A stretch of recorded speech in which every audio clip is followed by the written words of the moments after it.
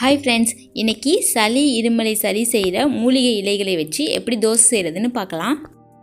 நம்ம சேனலில் இப்போ தான் ஃபஸ்ட் டைம் பார்க்குறீங்கன்னா மறக்காமல் சப்ஸ்கிரைப் பண்ணிடுங்க. கூடவே இருக்க பெல் ஐக்கானையும் கிளிக் பண்ணிக்கோங்க.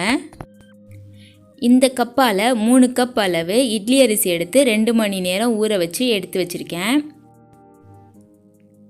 2 கைப்பிடி அளவு தூதுவளை, 1 கைப்பிடி மொசுக்க, 10 கல்யாண முருங்கை இலை, 2 கத்திரி இலை, கொஞ்சம் முடக்கத்தான் இலை, 5 கற்பூரவள்ளி இலை, 5 துளசி இலை, வெள்ளை துளசி இல்லை கருந்துளசி எது வேணாலும் எடுத்துக்கலாம், 1 ஸ்பூன் ஜீரகம், 1 ஸ்பூன் மிளகு வந்து உங்கள் காரத்துக்கு ஏற்ற மாதிரி கூட்டவோ குறைக்கவோ செஞ்சுக்கலாம். தேவையான அளவு உப்பு.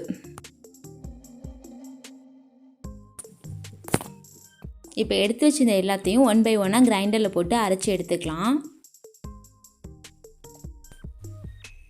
ஃபஸ்ட்டு அரிசியோட கொஞ்சமாக தான் தண்ணி ஊற்றணும். இலைங்கள போடும்போது கொஞ்சம் கொஞ்சமாக இலையை போட்டு இடையில கொஞ்சம் தண்ணி ஊற்றிக்கணும். அப்போ தான் இலை சிக்கிக்காமல் அரைக்கும். இந்த மூலிகை தோசை பார்த்திங்கன்னா சின்ன பசங்கள்லேருந்து பெரியவங்க வரைக்கும் எல்லாருமே சாப்பிட்லாம். சளி இருமலை கட்டுப்படுத்தும். சளி இருக்கப்போ சின்ன பசங்களுக்கு கொடுத்தீங்கன்னா காலையில் இல்லைனா சாயங்காலம் கொடுங்க. அப்படி நைட்டு கொடுத்தீங்கன்னா செரிக்காமல் வாமிட் பண்ணிடுவாங்க. மாவு நல்லா நைஸாக அரைச்சி எடுத்தாச்சு. இப்போ தோசை ஊற்றிடலாம். இந்த தோசைக்கு வந்து நல்லெண்ணெய் இல்லைனா நெய் யூஸ் பண்ணுங்கள், அதுதான் ரொம்ப நல்லது. நான் பசங்களுக்கு கொடுக்கறதுனால நெய் யூஸ் பண்ண போகிறேன். ஃபஸ்ட்டு நல்லெண்ணெய் தடவிருக்கேன். இப்போ மாவு ஊற்றிட்டு தோசை வறுத்துக்கலாம்.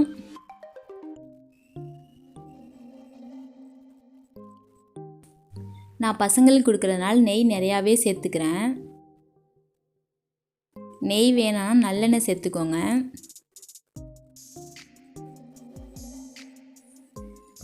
ஒரு பக்கம் நல்லா வேகட்டும். வெந்த பிறகு திருப்பிக்கலாம். நான் இதில் சேர்த்துருக்க எல்லா இலையும் கிடைக்கலனா கூட பரவாயில்லை.